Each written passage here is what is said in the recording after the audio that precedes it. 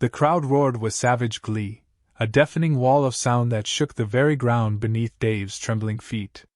Towering above him stood a monstrosity of muscle and armor, a beast with skin like molten iron and tusks glinting under the arena lights. Goric the Bone Crusher, undefeated, unmerciful, and moments away from turning Dave into a crimson smear on the sand. Dave's fingers clenched uselessly around the battered practice sword he barely knew how to hold. The announcer's voice thundered across the stadium, mocking in its final declaration. Earth's champion may now die with dignity. Dave blinked at the grotesque figure looming before him, mouth dry. He could barely move. His mind flashed back to 2 weeks earlier, when he was washing dishes at Mama Leone's diner in Queens, scraping dried spaghetti off a plate with a dull knife, and wondering why life seemed determined to keep him miserable. Now, somehow, the entire fate of his planet rested on him, a man whose greatest accomplishment to date was surviving a week without burning toast. The whole mess had started with Carl. Dave's roommate was a conspiracy theorist with a knack for getting weird ideas stuck in his head, and apparently one of those ideas involved sending a fake application to the Galactic Gladiator League. It had been a joke, a dumb prank designed to make Dave laugh. Instead, the next thing Dave knew, government agents were dragging him out of bed at 3 a.m, shoving him into a transport ship, and explaining that Earth had been issued a challenge. A fight to determine Earth's sovereignty, winner takes all. Dave had tried to explain the mix-up. He wasn't a fighter.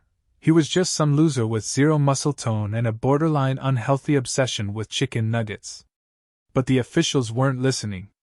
They kept calling him Earth's Chosen, like that was supposed to inspire confidence.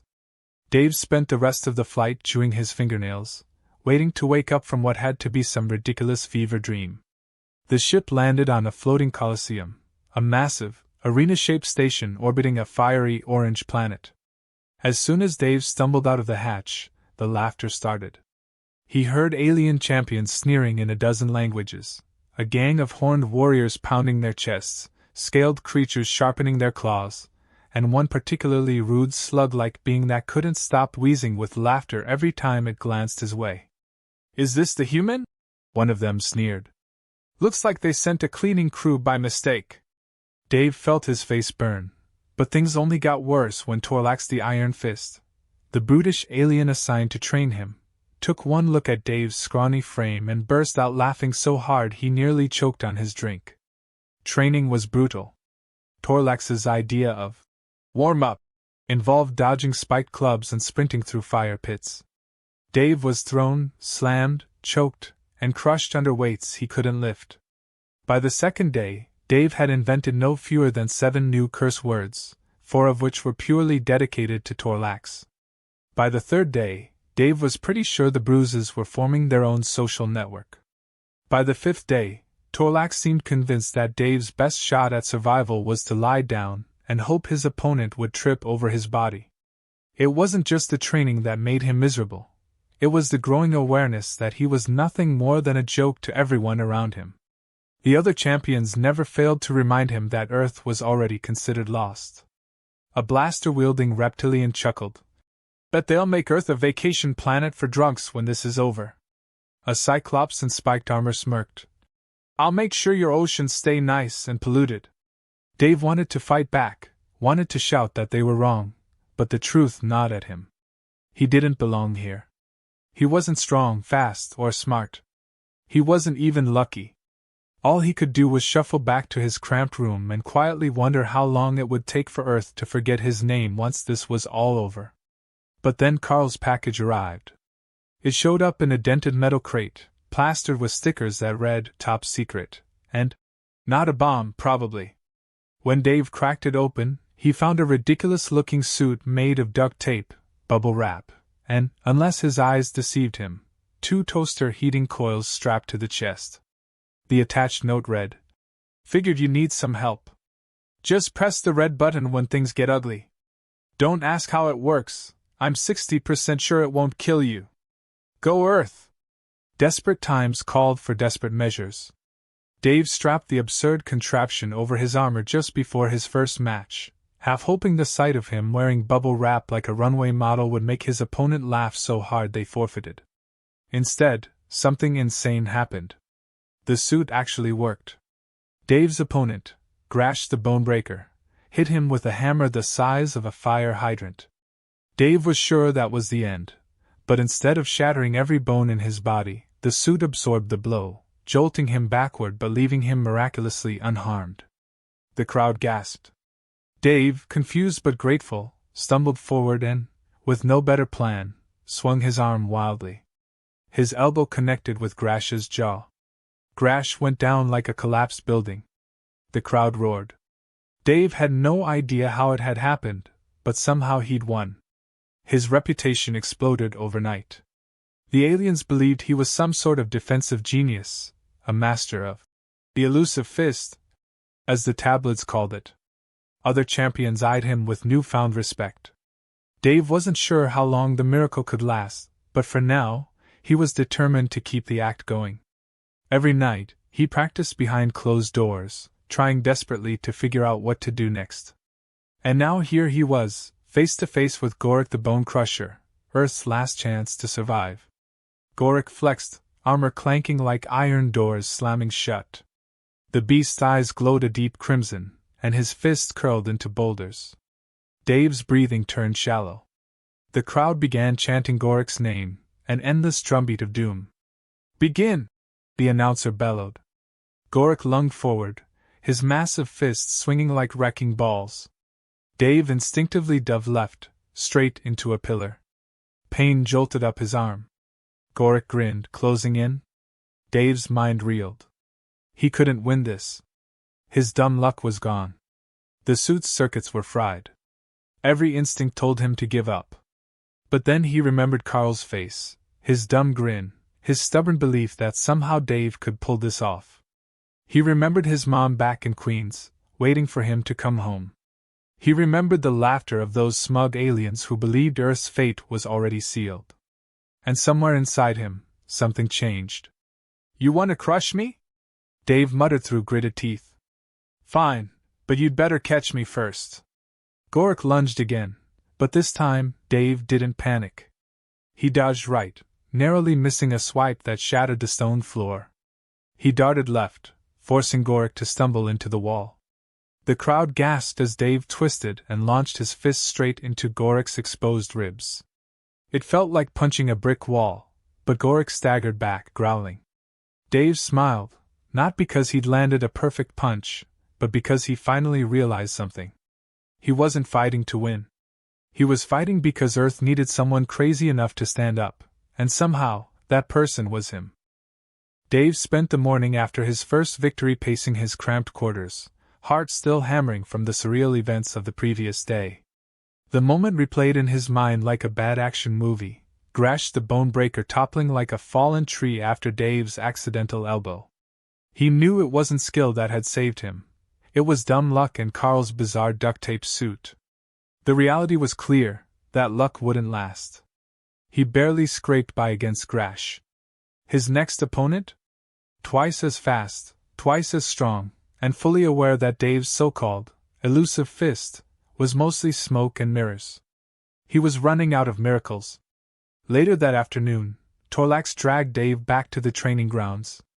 The hulking alien's face was stuck in a permanent scowl, as if someone had carved his features out of stone. For the first time since their disastrous training sessions began, Torlax didn't immediately throw Dave into some suicidal obstacle course or pit him against a murderous sparring partner. Instead, he stood silently, watching Dave struggle through basic drills. After a while, Torlax sighed and shook his head. "I don't get it," Torlax muttered. "You're pathetic. You've got the balance of a blind slug and the reflexes of a tranquilized worm. But somehow you keep winning." Dave groaned, collapsing on the ground with his arms spread wide. "Don't remind me. Trust me, I'm as confused as you are." Torlax crouched beside him, eyes narrowing. "You're not going to get lucky again. Your next opponent isn't some dumb brute, he's a tactician. He'll study you, exploit your weaknesses, and rip you apart." The alien's gaze hardened. "If you're serious about surviving this, you need more than luck. You need to fight like a human. Dave sat up, wiping sweat from his face. What's that even supposed to mean? Torlax grunted. Humans are unpredictable.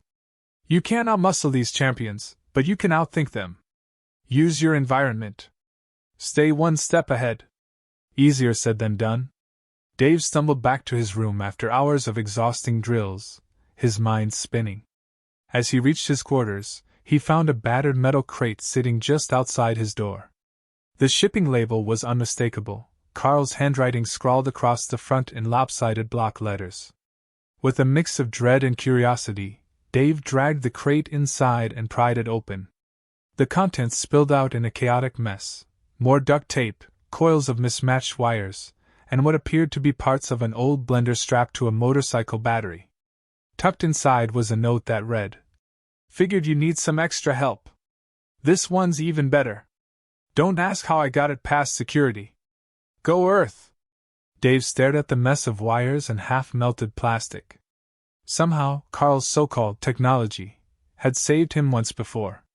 He didn't trust it, but he didn't have a choice. With no real skill to rely on, this ridiculous contraption was his only shot. The next day's match was against Skarn the Shadow Reaper, a merciless warrior known for exploiting weaknesses. Dave's stomach knotted as he stepped into the arena, his patched-up suit buzzing faintly from Carl's latest modifications. The crowd jeered, fully expecting Dave's luck to finally run out. Across the ring, Skarn stood calmly, his armor dark as obsidian and eyes glowing violet beneath his hooded helmet. The moment the gong sounded, Skarn didn't charge in like Dave's previous opponents.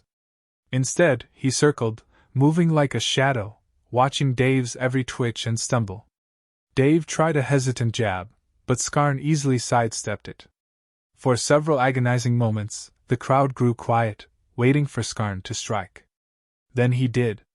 The attack was faster than Dave could process, a flash of steel and a searing pain across his side as Skarn's blade cut through his suit. Sparks flickered as part of Carl's duct tape armor fizzled and shorted out. Dave stumbled back, clutching his ribs. Skarn smirked and pressed forward, confident that his prey was weakening. In a panic, Dave fumbled with the suit's controls, pressing random buttons in hopes that Carl's gadget would save him again. The battered device sparked and hissed, then promptly exploded in a shower of sparks.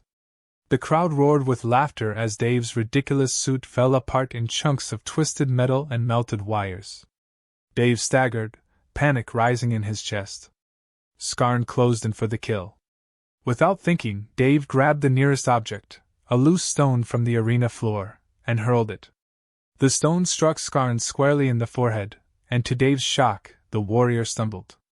It wasn't much of a hit, barely enough to leave a mark, but it was enough to give Dave an idea. Skarn snarled, wiping blood from his brow, and lunged again. This time, Dave dodged, not by diving away, but by scrambling behind a crumbling column. Skarn swung wildly, his blade slicing the pillar clean in half. Dust filled the air, and Dave seized his chance. He darted around the fallen column, grabbed a broken plank of wood, and swung it blindly. The plank connected with Skarn's ribs. The armored warrior stumbled again. Dave's mind raced. He couldn't outfight Skarn, but he could outlast him. Dodging around the debris-filled arena, Dave forced Skarn to chase him, baiting the warrior into overextending each time. Skarn's powerful swings shattered pillars, smashed statues, and sent debris flying. The arena floor quickly became a maze of rubble. Breathing heavily, Dave ducked behind a fallen beam. Skarn's patience had worn thin. The warrior charged recklessly through the wreckage, swinging his blade with wild fury. Just before Skarn reached him, Dave grabbed a broken metal rod and wedged it beneath a loose stone slab. With a desperate shout, Dave yanked the rod like a lever. The slab shifted. Skarn, already mid-sprint, didn't see the falling stone until it was too late. With a heavy thud, the rock slammed down on Skarn's ankle, pinning him to the ground. Dave barely had time to react before the referee's voice echoed across the arena. "Victory to Earth's champion!" Dave stood frozen, heart pounding. The crowd erupted with cheers, some amazed, others furious that Earth's lucky human had pulled off yet another upset. Skarn thrashed and growled beneath the stone, eyes blazing with fury. Dave knew what everyone was thinking. This wasn't strategy, this wasn't strength, it was sheer desperation mixed with dumb luck. But luck or not, he had won again. Back in his room, Dave collapsed on his bed, exhausted. He had survived, but just barely. There was no guarantee the next match would go the same way. His opponents were growing smarter. The galaxy's champions were learning to see through the act. Before drifting off to sleep, Dave spotted Carl's melted suit in the corner of the room, wires still sparking faintly. As ridiculous as it was, the suit had saved him twice. But it wasn't going to save him again.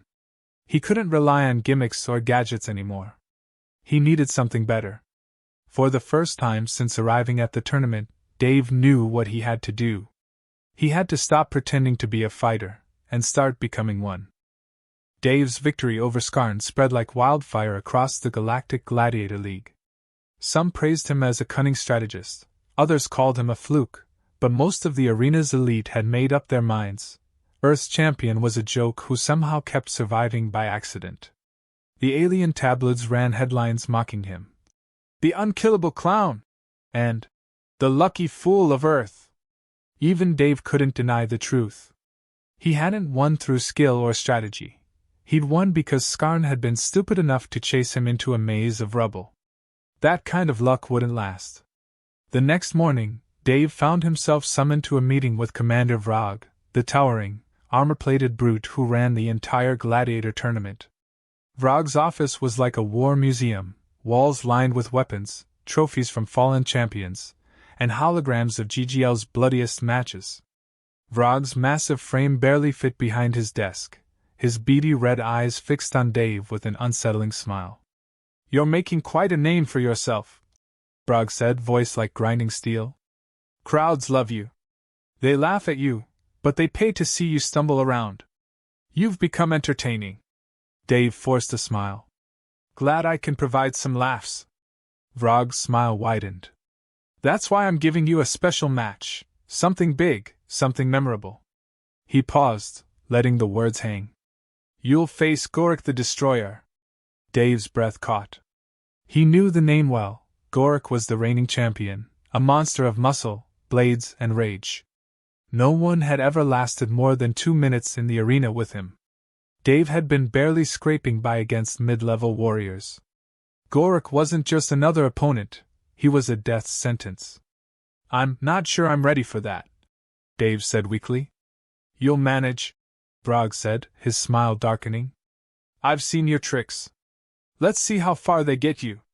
As Dave turned to leave, Vrag's voice stopped him. "Oh, and Dave, accidents happen in the arena. Unfortunate things. Might want to watch your back." Dave's stomach twisted. He knew a threat when he heard one. That night Dave barely slept. His thoughts spiraled as he stared at the ceiling, dreading what awaited him. The door hissed open, and Torlax stepped inside, his face grim. "You've got a problem," Torlax growled. "Vrag doesn't want you to win. He's stacked the match." Dave rubbed his eyes. "Great. Just what I needed. What's he got planned?"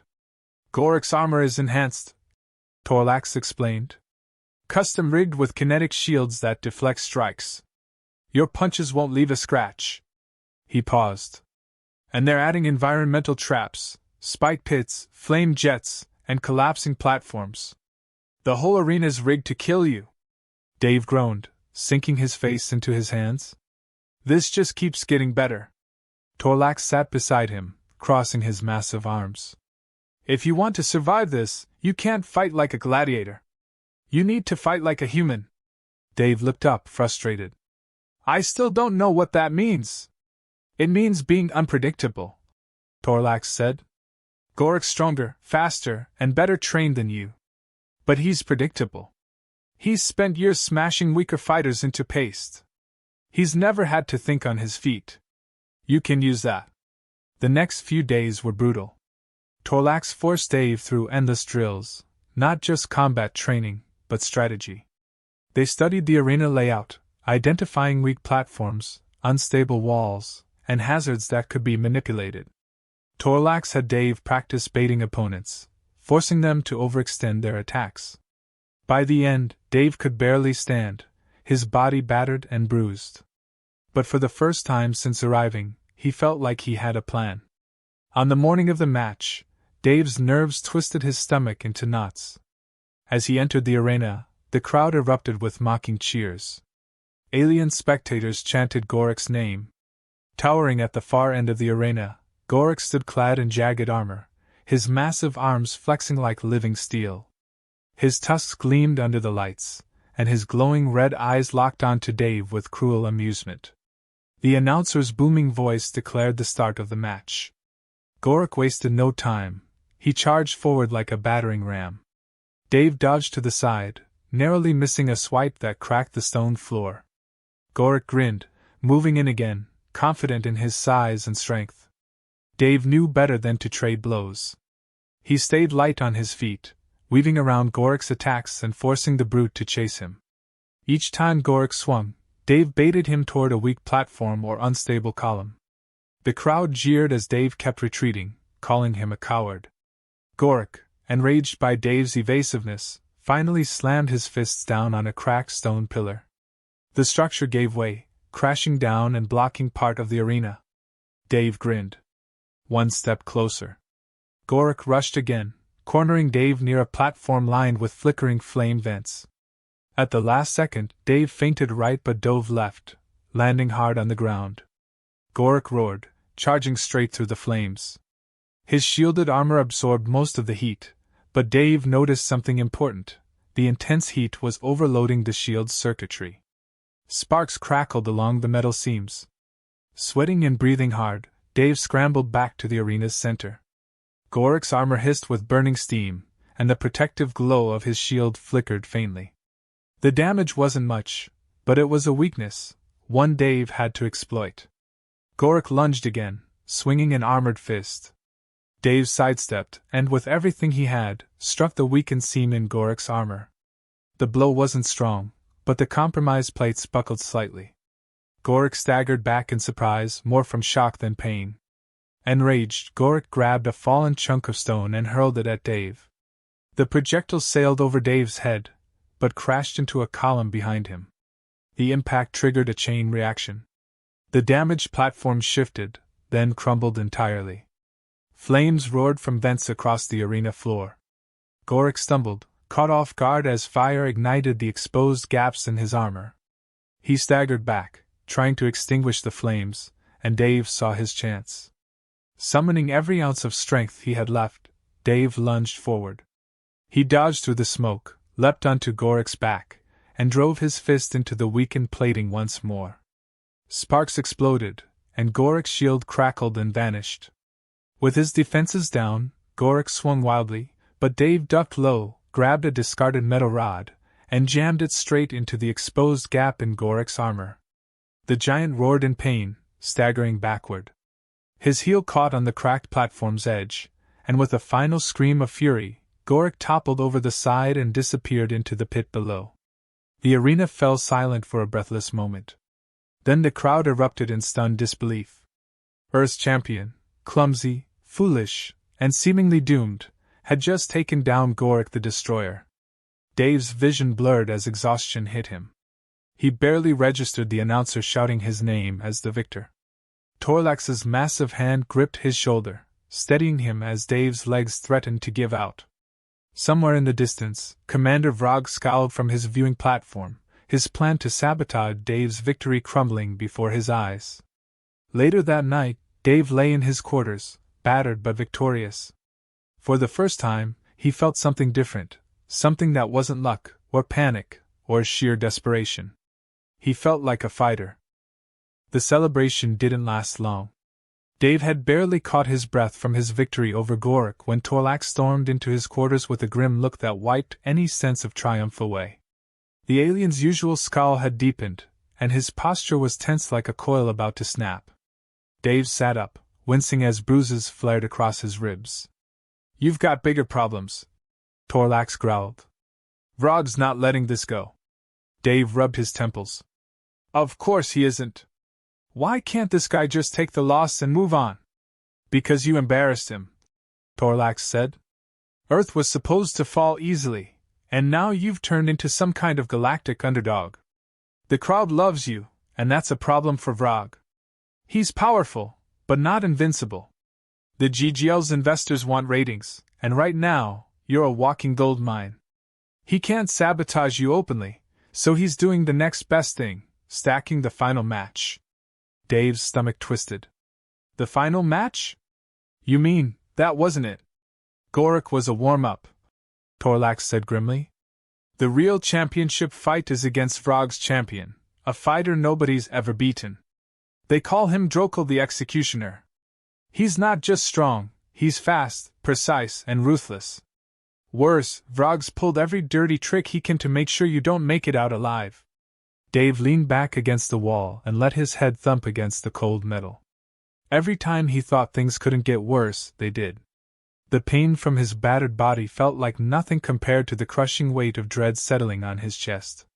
The thought of stepping into another ring, a rigged one at that, made his pulse race with panic. You said I needed to fight like a human, Dave muttered. But this guy's faster, stronger, smarter. I've got nothing left. You've got more than you think, Torlax said. You're stubborn. You don't give up, even when you should. And that's exactly why you're still alive. Dave barked a tired laugh. That's not strategy. That's stupidity. Maybe, Torlax admitted. But stupidity's kept you breathing so far. Training over the next few days became a brutal nightmare. Drokel's fighting style was unlike anything Dave had faced. Lightning-fast strikes combined with flawless technique.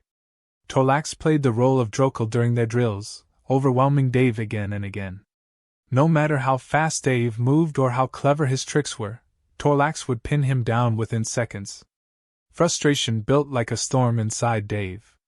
His muscles ached, his reflexes felt slow, and his mind kept racing with thoughts of failure. With every failed attempt, the stakes weighed heavier. If he lost, Earth wouldn't just be humiliated, it would become a conquest. Vrag's forces would turn Earth into a slave planet, and billions of innocent people would suffer because Dave couldn't keep himself from tripping over his own feet.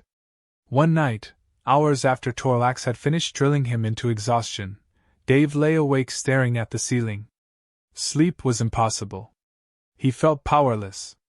No matter what he tried, it felt like Drokel was destined to win. His mind kept whispering that he wasn't good enough, that this was all a mistake, that the universe had played some cruel joke by making him Earth's so-called champion. He wanted to believe Torlax's words about being unpredictable, but how was he supposed to outthink a warrior who never seemed to make a mistake? In frustration, Dave dragged himself out of bed and limped back to the training grounds. The arena was empty, dimly lit by flickering overhead lights. He walked the edge of the pit, tracing the battlefield with his eyes. Torlax had spent days drilling him on the hazards, the flame vents, the unstable platforms, the spiked pits. Every step on that field was a potential death trap. And then it clicked. Drokel wasn't just powerful, he was precise. Controlled. He didn't make mistakes because his strategy was built on predictable patterns. He relied on precision and control to crush his opponents. But if Dave could turn that against him, if he could make Drokel lose his focus, maybe he had a shot. The next morning, Dave approached Torlax with a plan. It wasn't foolproof, but it was the best shot he had. When the match began, Dave felt like his chest was wrapped in a steel band. Drokel entered the arena like a shadow, a tall, imposing figure clad in sleek black armor that seemed to ripple with every movement. His eyes gleamed like polished steel, and he carried a pair of blades that glinted menacingly under the arena lights. The crowd roared with excitement, eager to see Earth's champion finally crushed. The gong sounded, and Drokel moved with terrifying speed, crossing the arena in a blink. Dave barely dodged the first strike, feeling the whisper of metal skim past his ribs. Drokel twisted and lashed out again, this time catching Dave across the arm. Pain flared, and Dave stumbled back, blood trickling down his sleeve. The crowd roared in approval, and Drokel smiled, a cold, cruel expression that made Dave's stomach turn. Drokel wasn't just trying to kill him, he was enjoying it. But Dave remembered his plan. He forced himself to breathe, to ignore the pain. He couldn't outfight Drokel, but he could frustrate him. He started running, not away, but in unpredictable zigzags, weaving between pillars, leaping over gaps, and forcing Drokel to chase him across the unstable platforms. Drokel's strikes came faster, but each time Dave slipped away at the last second. He stumbled, tripped, and nearly fell half a dozen times, but it was working. Drokel's movements grew sharper, his frustration more visible. Dave dashed through a flame vent, feeling heat singe the side of his face. Drokel followed without hesitation, but the heat flared higher than expected, licking across his armor. Dave saw the flicker of surprise in Drokel's eyes. He was off balance. Now. Dave feigned another stumble, making it look like he was about to trip off the edge of a narrow platform. Drokel lunged forward, thinking Dave was vulnerable. At the last moment, Dave twisted and dropped low. Drokel's blade slashed at empty air, and his foot caught the crumbling edge of the platform. The stone gave way beneath him, and Drokel stumbled hard. Before Drokel could recover, Dave lunged.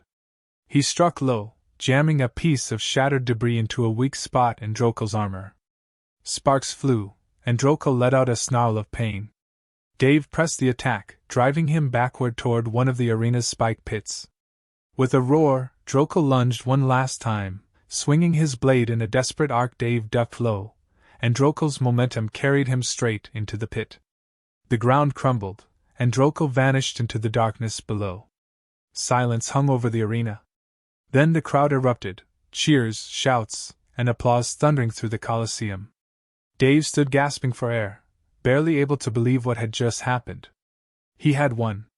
Back in his quarters that night, Dave sat on his bed, staring at his bandaged arm. It still didn't feel real. Somehow, against impossible odds, he had made it through. Torlax appeared in the doorway, arms crossed and a rare smile on his face. "You did good," Torlax said. "Earth's safe because you didn't quit." Dave laughed tiredly. "Yeah, but if anyone ever asks me to save the planet again, I'm charging by the hour." Dave woke up to the sound of distant cheers echoing through the arena halls. For a moment, he forgot where he was. His bruised body ached as he shifted in his bed, muscles sore and battered from the previous day's fight. Memories came rushing back, the clash with Drokel, the chaotic battle, and the moment Drokel plunged into the pit. Dave had won. He had actually won. Earth was safe. The galaxy had watched as the least likely champion in history stood victorious. But even now, something felt off. He stumbled out of bed and splashed cold water on his face, trying to shake off the fog in his mind.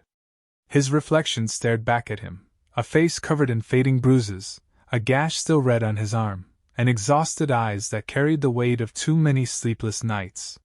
He should have felt proud, maybe even relieved. Instead, anxiety gnawed at his gut like a vulture picking at scraps. The door to his room slid open, and Torlax stepped in, his grim expression confirming what Dave had feared. Trouble wasn't over yet. The massive alien folded his arms and let out a deep breath. "Vrag's not happy," Torlax said. "He's already claiming the match was rigged." "Says you cheated?" Dave let out a dry laugh. "Of course he is. What's he gonna do, ask for a rematch? I don't have anything left in me." "That's the thing," Torlax said quietly. "He's calling for an exhibition fight, one final match to prove you're not a fraud. He's chosen himself as your opponent." The words hit Dave like a punch to the ribs. Commander Vrag, the man who orchestrated the entire Gladiator tournament, wanted to face him directly. Vrag wasn't just powerful. He was a legend in the GGL. Years ago, Vrag had retired as an undefeated champion. He was brutal, relentless, and had personally ended more careers than Dave could count.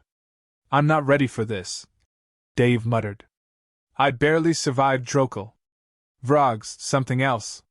"You don't have a choice," Torlax said.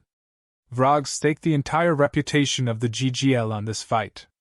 If you refuse, he'll call you a coward. Earth's victory will mean nothing. The other planets might refuse to recognize it." Dave buried his face in his hands.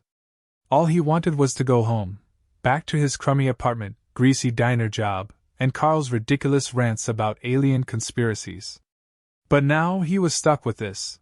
One more fight, one final chance to survive. The next 2 days felt like a blur. Torlax pushed Dave through grueling drills, but this time it was different.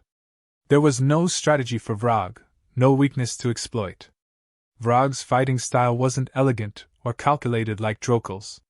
He was sheer power, unstoppable force wrapped in muscle and rage. Torlax's advice boiled down to one thing: survive. When the day of the match arrived, Dave stood at the entrance to the arena, his heart hammering in his chest. The roar of the crowd echoed through the walls, and Dave swore the air itself seemed heavier. His fingers curled into fists, trying to stop the tremble in his hands. "You can do this," Torlax said firmly, gripping Dave's shoulder. "You've done the impossible twice now. Don't stop here." Dave forced a weak smile. "Yeah, third time's the charm, right?" The gates hissed open, and Dave stepped into the arena. The crowd erupted, some chanting his name while others screamed for Vrag to crush him. Across the arena, Vrag stood like a mountain of armor and rage. His plated gauntlets gleamed under the lights, and his eyes burned with cold hatred. Vrag's grin stretched wide, a predator about to devour his prey. The announcer barely finished declaring the start of the match before Vrag charged. Dave barely had time to dive out of the way as Vrag's fist smashed into the ground, shattering stone where Dave had stood. Dust exploded around them, and Dave stumbled to his feet, coughing and blinking through the haze. Vrag was on him again, faster than Dave believed possible for someone that size. A brutal kick caught Dave in the ribs, lifting him off the ground and slamming him hard against the arena wall. Pain flared through his side, and for a terrifying moment, Dave couldn't breathe. He rolled away just in time to avoid Vrag's boot stomping down where his head had been. The crowd roared louder as Vrag loomed over him, grinning with wicked pleasure. Dave staggered to his feet, barely dodging another crushing blow. He tried to remember Torlax's advice: move, stay unpredictable, but Vrag gave him no chance. Every time Dave tried to escape, Vrag cornered him, forcing him back into the center of the arena. Desperation took over. Dave reached for a broken piece of stone and hurled it at Vrag's head. The rock bounced harmlessly off Vrag's armored skull, and the towering brute laughed. "That's all you've got?" Vrag sneered. "I thought Earth's hero had a few more tricks." Dave could barely breathe. His legs wobbled, and his vision blurred. Every bone in his body ached, and part of him wanted to just lie down and let it end. But the thought of Earth, his home, his family, his friends, kept him moving. Vrag lunged again, swinging a fist like a sledgehammer. This time, Dave ducked low and darted behind one of the arena's stone pillars. Vrag followed, smashing the pillar apart with a single punch. But Dave kept moving, weaving between broken debris and unstable platforms. Vrag's heavy footsteps followed him, crashing through the wreckage.